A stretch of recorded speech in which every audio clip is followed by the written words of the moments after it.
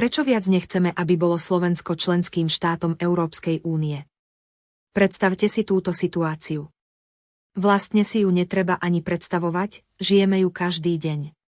Dobrovoľne odovzdáte peniaze nejakej organizácii na federálnej úrovni, v tomto prípade Európskej únie, s tým, že niekedy v budúcnosti vám ich Európska únia vráti v podobe nejakých fondov, dotácií, pôžičiek a podobne.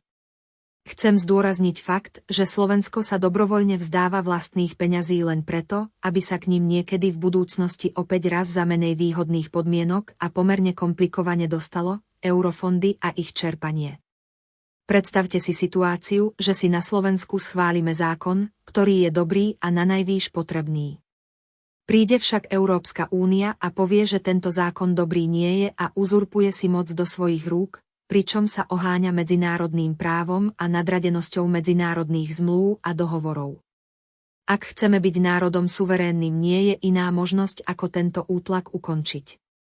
Ako prvá to pochopila Británia.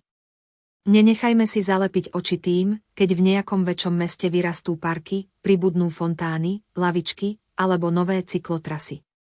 Toto nie je zmena systému. Systém ostáva naďalej zlý a Slovensko nie je slobodné. Preto je slovenská priama demokracia za vystúpenie Slovenska z Európskej únie.